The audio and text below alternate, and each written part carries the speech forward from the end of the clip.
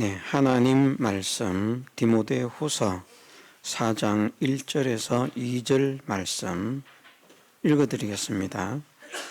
하나님 앞과 산자와 죽은 자를 심판하실 그리스도 예수 앞에서 그의 나타나실 것과 그의 나라를 두고 엄히 명하노니 너는 말씀을 전파하라. 때를 얻든지 못 얻든지 항상 힘쓰라. 범사에 오래 참음과 가르침으로 경책하며 경계하며 권하라. 아멘.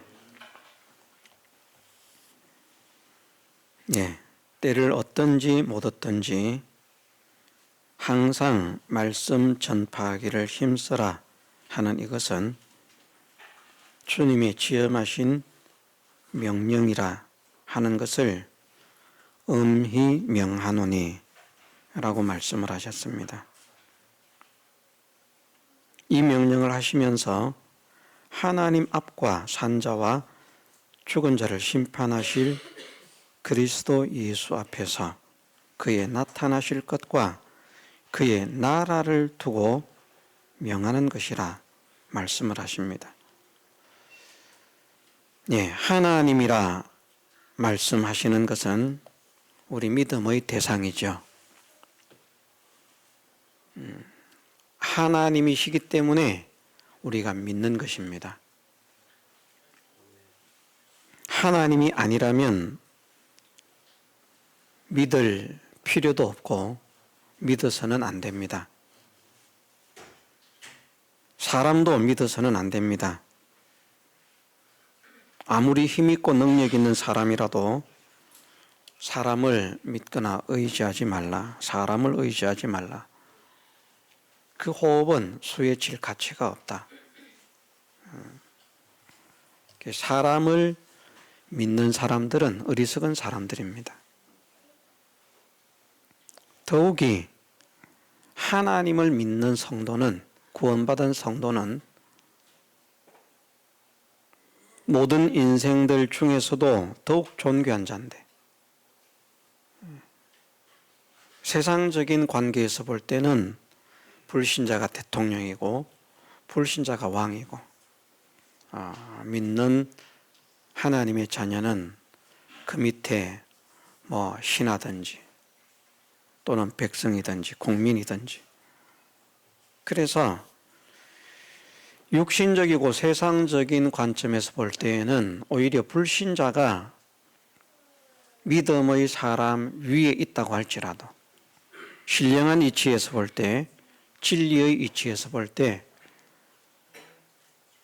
믿는 자 위에 있는 불신의 세상의 권세자는 사실은 성도보다 무한히 낮은 자입니다. 사람은 껍데기로 보이는 권력을 보고 믿고, 껍데기로 보이는 지식을 보고 믿고, 껍데기로 보이는 능력을 보고 믿습니다마는 사람에게 있는 세상적인 그런 권세나 능력이나 지혜나 기술이나 이 모든 것들은 성도 앞에서는 믿음과 관련하거나 또는 구원과 관련이 되거나 하나님과 관련이 되거나 진리와 관련이 되어서는 다 무가치한 것입니다. 이것을 우리가 분명하게 확정하고 명심해야 되겠습니다. 이런 것들이 우리가 확정될 때에 그런 것들을 이기고 다스리는 믿음을 가질 수 있습니다. 이런 것들이 확정되지 못하면 세상의 권세가 좋습니다. 세상의 영화가 좋습니다. 세상의 지식이 좋습니다. 세상의 기술이 좋습니다. 그래서 그것을 따라갈 수밖에 없습니다. 네, 우리는 하나님 외에는 아무것도 믿을 것이 없다는 사실을 확정하십시다. 하나님 외에는 아무것도 의지의 대상이 없다는 것도 확정하십시다. 오직 하나님만 우리 믿음의 유일한 대상이시고 의지의 유일한 대상이시라. 하나님이라고 말씀하시는 것은 신약에 와서는 좀 그렇습니다만 구약으로부터 전해져 내려오는 그 용어에 의해서 왜 우리가 하나님을 믿어야 하는가, 엘로힘을 왜 믿어야 하는가, 그것은 하나님께서 모든 힘과 모든 권력과 모든 능력을 가지신 분이기 때문이다. 모든 힘이 여호와께로부터 나오고 모든 능력이 여호와께로부터 나오고 모든 권세가 여호와께로부터 나온다. 그래서 하나님 외에는 힘을 가진 것도 없고 권세를 가진 것도 없고 능력을 가진 것도 없다. 무슨 소리입니까? 안 믿는 불신자가 세상을 다스렸는데 그것도 하나님께로부터 나온 것입니다. 하나님께서 허락지 않으시면 불신의 권세자가 나올 수 없습니다. 대제국을 건설하는 그런 불신자도 야, 하나님 안 믿어도 대제국을 건설하더라. 그것조차도 하나님께서 그렇게 하도록 허락하셨기 때문에 되는 것입니다. 우리가 하나님을 믿어야 되는 이유가 우리가 아는 모든 힘과 모든 권세와 모든 능력이 우리가 믿는 여호와께로부터 나온다는 사실을 믿기 때문에, 그래서 하나님을 믿어야 하는 것이죠. 그 하나님께서 우리를 사랑하십니다. 우리를 사랑하셔서 자녀로 삼아주시고 당신은 우리의 아버지가 되어주셨습니다. 아버지라고 말씀을 하시는 것은 창조주라는 말씀이 아닙니다. 아버지와 아들의 관계로 말씀하시는 것은 하나님의 모든 것을 너희들에게 상속시켜 주겠다는 그 언약을 담고 있는 것입니다. 창조주와 피조물의 관계가 아닙니다. 아버지로 말씀하실 때에는 아버지이기 때문에 자녀에게 모든 필요한 은혜를 허락하지 않습니까? 육신에 참 무능하고 무익한 그런 지식과 지능을 가지고 그런 형편에 처해 있는 부모라도 자기의 자녀는 자기가 할 수 있는 대로는 최선을 다해서 책임을 집니다. 그게 부모의 마음이고 부모의 입장이고,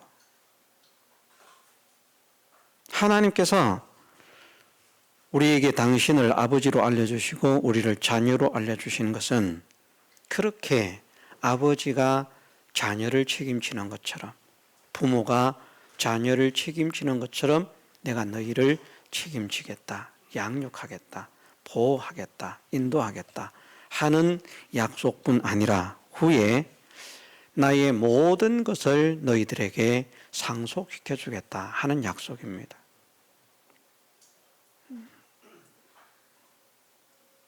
그렇게 당신의 모든 것을 우리에게 아낌없이 주시기를 기뻐하시는 사랑의 하나님, 그래서 하나님을 믿을 수 있는 것입니다. 믿어야만 하는 것입니다. 이 하나님께서 우리의 생사화복과 흥망성쇠와 존비 귀천과 희노애락을 주관하시는 것이죠. 우리에게 필요한 모든 것들을 공급하시는 것이죠. 그래서 간단하게 말하면 하나님 앞과라고 하시는 말씀은 우리가 이 땅을 살아가는데, 영원까지는 우리가 나중 문제고 지금 우리가 살아가는 이 세상 현실 속에서 우리가 이 세상을 살아가는데 우리에게 필요한 모든 것들을 공급하시는 분이 하나님이라는 말입니다.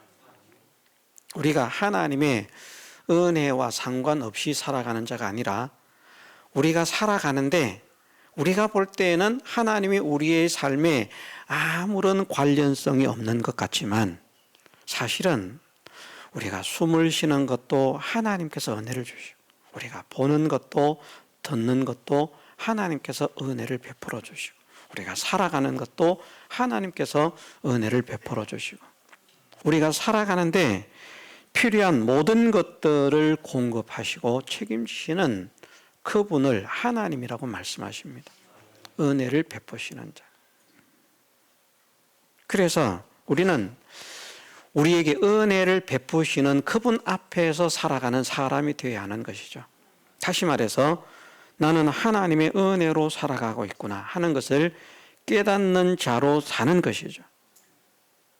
그리고 정말 하나님께서 나를 책임지시고 나에게 은혜를 베푸심을 믿는다면 엄히 명한다.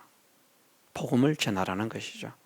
하나님께서 나에게 은혜 주심을 믿는다면, 여호와께서 나의 생사를 책임져 주심을 믿는다면, 나에게 필요한 모든 것을 공급하시는 분이심을 믿는다면, 그분 앞에서 살아가고 있음을 믿는다면 명령한다.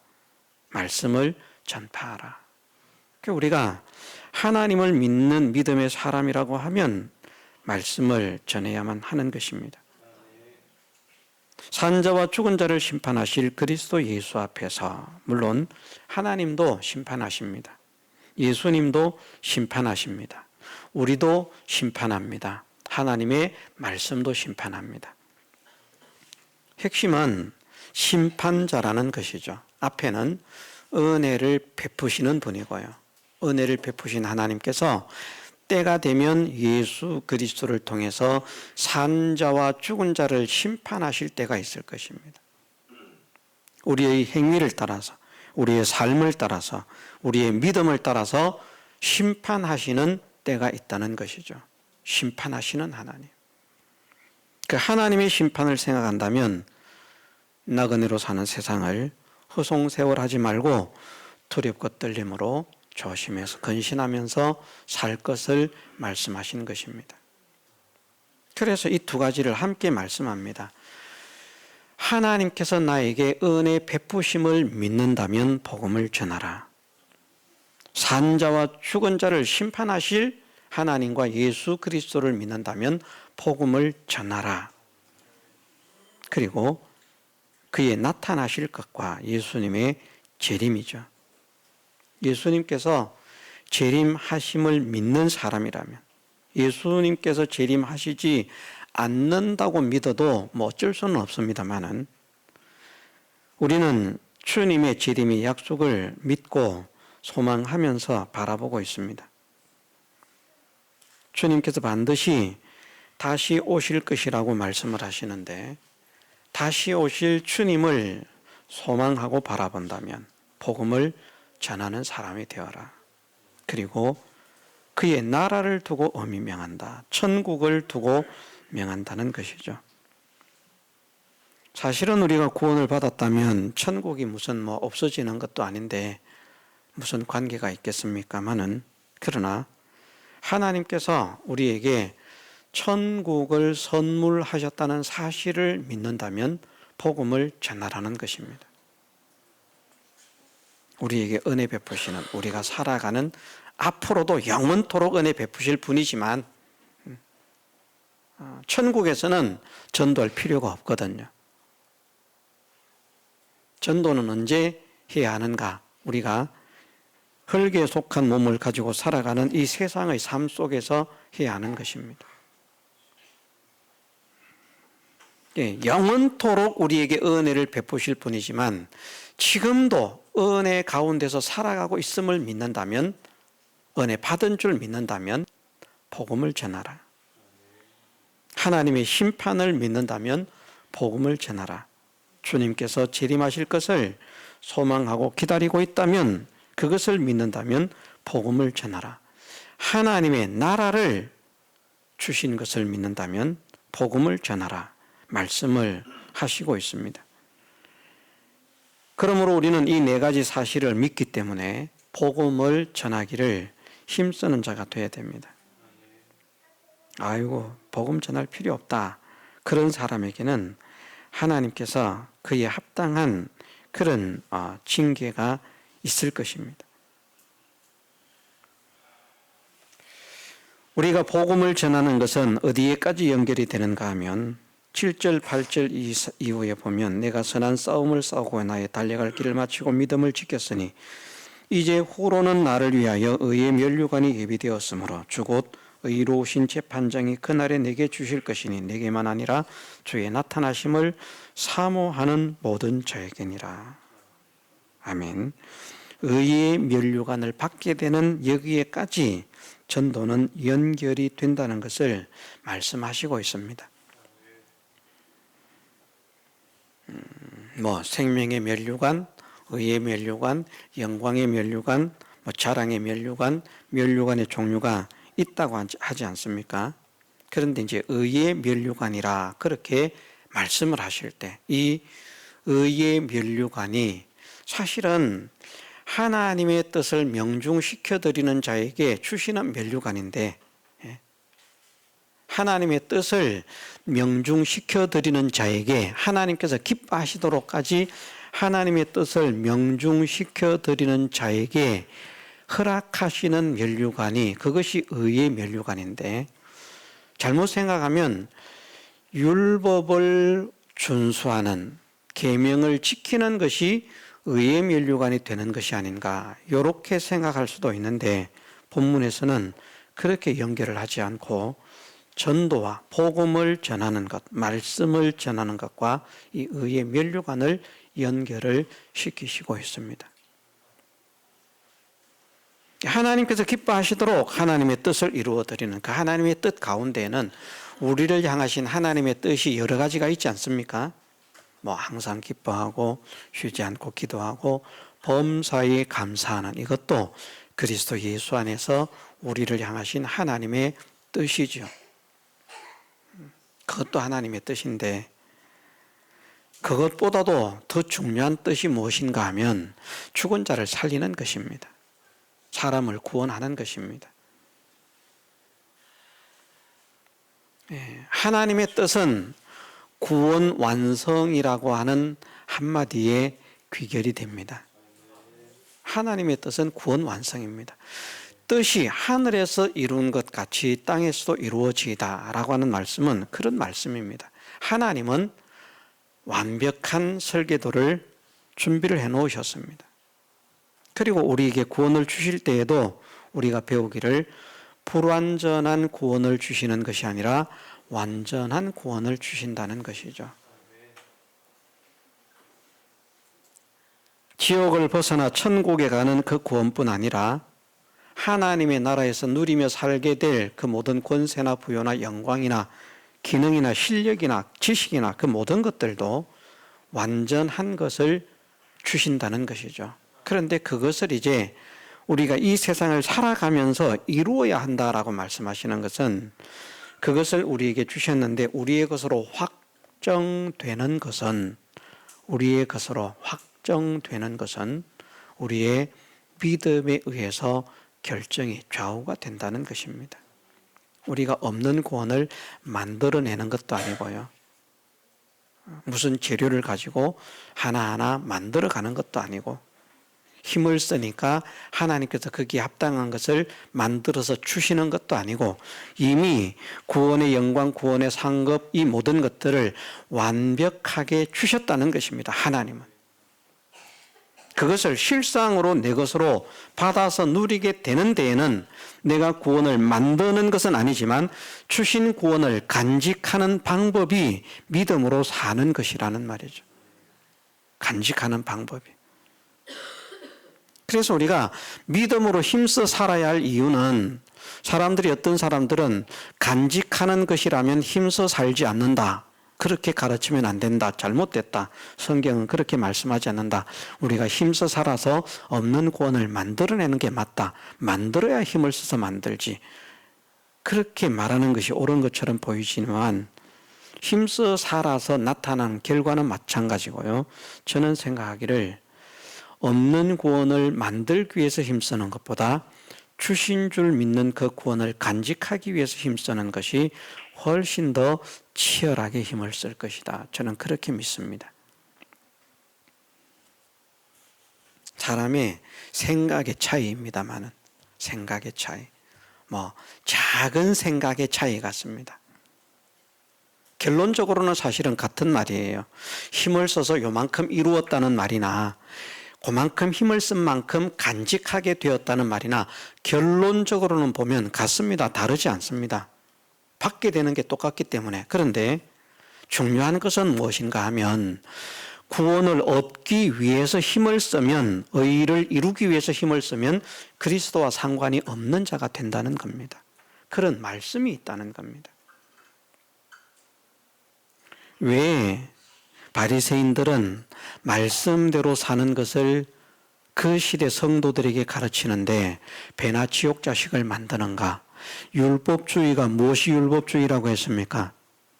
말씀대로 살지 말라는 게 율법주의라고 했습니까? 아닙니다. 철저하게 성경주의, 철저하게 말씀주의가 율법주의입니다. 그런데 율법주의가 말씀주의가 율법주의가 아닌 거예요. 목적이 우리가 율법을 행함으로 의를 이룬다, 의를 건설한다, 구원을 얻는다. 이렇게 방향이 설정되면 율법주의가 된다는 말씀입니다. 우리는 구원을 받았기 때문에, 은혜를 받았기 때문에 말씀을 준수해야 된다. 그건 은혜주의가 되고 복음주의가 된다는 말입니다. 말씀대로 사는 건 똑같아요. 구원을 얻기 위해서 말씀대로 사는 것이나 구원을 주신 줄 믿기 때문에 말씀대로 사는 것이나 말씀 똑같습니다. 구원을 얻기 위해서 주일 지키는 것이나 구원 받은 줄 믿고 주일 지키는 것이나 다릅니까? 주일 지키는 게 같지요. 다르지 않습니다. 그런데 하나님은 하나는 멸망이라고 나와 상관이 없다고 말씀하십니다. 갈라디아서에 분명하게 말씀하십니다. 율법의 행위로서 의롭다함을 얻으려 하는 자는 그리스도에게서 끊어지고 은혜에서 떨어진 자는 그리스도와 상관이 없다는 겁니다. 그럼 오늘날 교회가 많이 있는데요. 구원을 얻기 위해서 말씀 중심의 교회가 되었다고 하면 껍데기로 볼 때는 좋은 교회인 것 같지만 사실은 하나님과는 상관이 없는 교회입니다. 신앙생활 열심히 하는 거예요. 말씀대로 살려고 몸부림을 치는 거예요. 그런데 하나님은 무엇이라고 말씀하시는가 하면 나와는 상관이 없다. 그럼 우리는 똑같이 말씀대로 살고 똑같이 주의를 지키면서 똑같이 예배를 드리면서 우리의 중심만 바꾸면 되는 거예요. 하나님께서 나를 사랑하셔서 나를 구원하셨기 때문에 그 사랑에 감사해서 찬양하기 위해서 예배를 드리고 말씀을 지키고 순종하고 믿음을 지키고 나는 나를 구원하신 하나님을 사랑하기 때문에 나를 구원하신 하나님을 믿기 때문에 나는 감사함으로 말씀대로 살아야 됩니다. 말씀대로 사는 게 다릅니까? 아니요, 똑같습니다. 그런데 이렇게 말씀대로 사는 사람들은 하나님께서 하나님의 백성으로 인정을 하시지만 그것이 깊어지고 뜨거워지고 원만해질수록 하나님은 더 온전한 배나 천국 자식이 되게 하시지만 반대 표현을 사용하면 배나 천국 자식이 되게 하시지만 그렇지 않고 바리새인처럼 말입니다. 보여주기 위해서 바리새인의 대표적인 그 행위 하나가 뭔가 하면 외식하는 거거든요. 사람들에게 보여주기 위한 신앙, 과시하기 위한 신앙, 그것도 쓸모없다는 것입니다. 봐라, 내가 얼마나 잘 믿는가. 봐라, 내가 얼마나 훌륭하게 믿는가. 주일 잘 지키는 거예요. 예배 잘 드리는 거예요. 전도도 열심히 하는 거예요. 말씀도 잘 지키는 거예요. 그런데 남에게 과시하기 위해서 보여주기 위해서 그렇게 했다면 배나 지옥 자식이다. 하나님과는 상관없다는 말입니다. 구원을 얻기 위한 것도 그렇다는 것입니다. 생각을 해보십시오. 구원의 주심을 믿음으로 믿음 생활하는 것은 자기를 위해서 믿는 것이 아니라 하나님을 위해서 믿는 것입니다. 그런데 구원을 얻기 위해서 믿는 것은 누구를 위해서 믿는 것입니까? 자기를 위해서 믿는 것입니다. 이게 믿음의 대상이 달라요. 자기는 하나님을 믿는다고 생각하는데 나를 위해서 하나님을 믿는 거예요. 구원을 위해서 하나님을 믿는 사람은. 그런데 구원의 주신 줄 믿고 하나님을 믿는 사람은 하나님을 믿는 겁니다. 나를 믿는 게 아니고요. 달라요. 완전히 달라요. 껍데기는 같게 보이고 비스무리하게 보이지만 완전히 다른 길을 가고 있는 사람들입니다. 그래서 한 종류의 사람은 생명 길을 가고 구원의 길을 가는데 한 종류의 사람들은 멸망의 길을 가고 지옥의 길을 가는 거예요. 우리는 이런 말씀들을 무시해서는 안 된다는 것이죠. 우리 교회가 이런 말씀들을 바르게 가르치고 있다는 것에 우리는 감사를 할 수 있어야 되고요. 정말 이런 말씀이 아무 데서나 듣기가 어려운 말씀이거든요. 신앙생활 하면서 그렇게 말씀을 들어본 일이 있을 수도 있습니다. 그러나 많지 않습니다. 자기 구원을 위해서 믿고 상급을 위해서 믿고 영광을 위해서 믿고 땅의 것은 아닙니다. 하늘의 소망을 두고 믿는 것입니다. 그런데 믿음의 목적이 하늘의 영광과 구원을 소망하고 믿으면 헛것이 된다. 헛것이 된다. 율법의 행위로서 의롭다함을 얻고자 하는 자는 그렇게 된다는 것입니다. 예, 다시 말씀으로 돌아옵니다. 그렇게 의라고 하는 것은 말씀을 지키고 계명을 지키는 것이 의라고 하는 것으로 우리가 알 수 있는데 하나님께서 가장 중요하게 생각하시는 것이 무엇인가 하면 구원이라는 것이죠. 계명을 지키라고 하는 것도 무엇 때문에 계명을 지키라고 하는가 하면 구원이고요. 하나님을 믿으라고 하는 것도 무엇 때문에 하나님을 믿으라고 하는가 하면 구원 때문입니다. 우리는 구원을 주신 줄 믿고 믿는 것이지만 이해를 하시죠? 뭐 이런 거 또 설명하고 또 설명하고 그럼 또 객길로 갔다가 또 돌아와야 되는데 계속 되풀이해서 설명할 필요는 없다고 생각합니다. 하나님께서 기뻐하시는 것 중에 가장 기뻐하시는 것이 구원이라는 것입니다.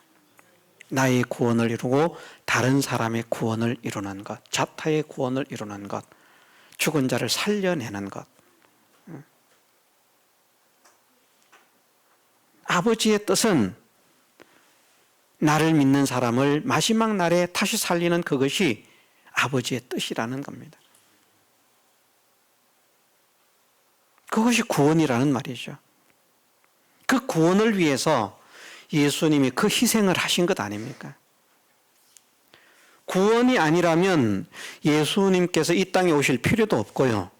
구원이 아니라면 예수님께서 이 땅을 사실 필요도 없었고요. 구원이 아니라면 예수님께서 고난을 당하실 필요도 없었고요. 구원이 아니라면 예수님께서 십자가를 지실 필요도 없었습니다. 왜 그런 길을 다 겪으시고 사시고 당하셨는가? 다 우리 구원 때문이라는 겁니다. 구원 때문에. 그 구원을 주님께서 우리에게 주신 것처럼 또 다른 사람에게 선물로 전달하는 방법이 바로 전도라는 것이죠. 전도라는 것이죠. 하나님께서 기뻐하시고 기뻐하시는 것 중에 기뻐하시는 것. 그것이 영혼을 구원하는 것이라는 말이죠. 그래서 그것이 의의 면류관이라고 말씀을 하시는 겁니다. 우리가 하나님을 기쁘시게 하는 일을 할 때 우리가 헌금을 아무리 많이 해도요, 다른 사람 죽이는 일에 쓰임 받으면 그는 하나님의 진노의 대상입니다. 내가 예를 들어서 1조를 헌금을 했다. 1조를 벌어서 1조를 헌금을 했다. 그런데 지극히 작은 소자 하나를 실족게 했다. 하나님의 심판을 면하겠습니까? 내가 헌금을 얼마나 했는데 그까짓 거 한 명 그 실족한 거 그거 신경 쓸 필요도 없어. 그럼 그 사람 교회 나와봐야 자리만 차지하지 그 쓸모도 없는 인간인데 그 안 나와도 되는 인간 잘 안 나왔어 그만. 내가 우리 교회 책임질게 그냥. 한 명도 없어도 나 혼자서만 이 교회를 다녀도 내가 목사님 사례 다 책임지고 이 교회 운영 다 책임질게. 왜? 내가 1조나 헌금을 하는데.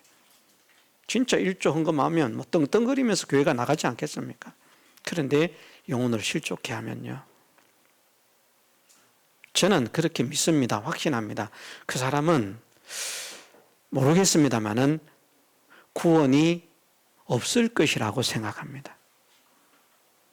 그런 마음을 가진 사람이라면, 그렇게 하려고 하지 않는데 자기도 원치 않게 그런 일을 하고 있다면 모르지만 자기의 중심 자체가 나 하나만 있으면 다른 사람은 없어도 돼. 내가 헌금 많이 하니까 다른 사람은 다 실족시켜도 돼. 이런 마음이라고 하면 그는 진짜 구원 얻은 구원의 백성이라고 저는 생각할 수 없다고 믿습니다. 우리가 많이 배웠죠. 한 사람의 생명은 무엇보다 귀하다? 천하보다 귀하다. 1조가 귀합니까? 천하가 귀합니까? 천하가 귀하지 않습니까? 그런데 생명은 무엇보다 귀하다고요? 천하보다 귀하다.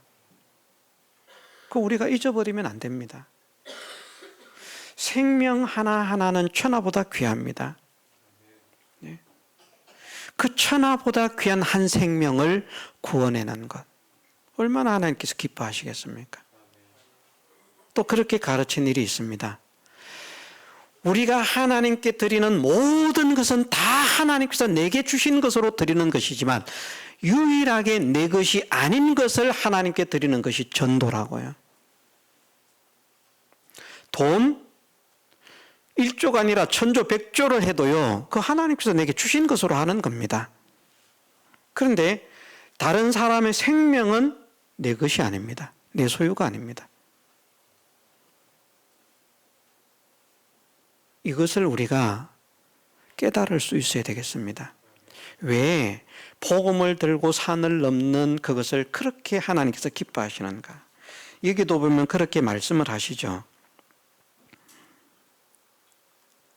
이렇게 말씀하십니다.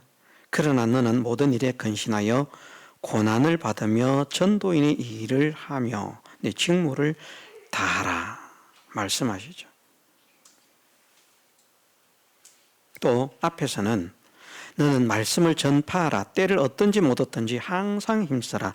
범사의 오래 참음과 가르침으로 경책하며 경계하며 권하라. 범사의 오래 참음이라고 하는 것을 말씀하십니다. 무엇을 느끼게 됩니까? 어려움을 느끼게 되죠. 힘듦을 느끼게 되죠. 고난을 느끼게 되죠.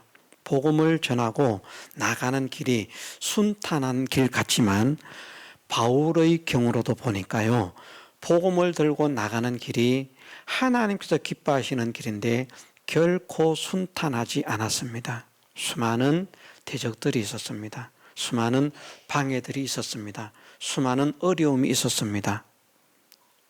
근데 그 앞에서 야, 어려움이 오네? 하지 말아야지. 방해가 오네? 하지 말아야지. 대적이 오네? 하지 말아야지. 박해가 오네? 하지 말아야지. 그러면 안 된다는 것이죠. 그런 것들이 와도 하나님을 믿고 하늘과 땅의 모든 권세를 가지신 예수 그리스도를 믿음으로 나가라. 그러면 하나님께서 너희를 책임지실 것이다.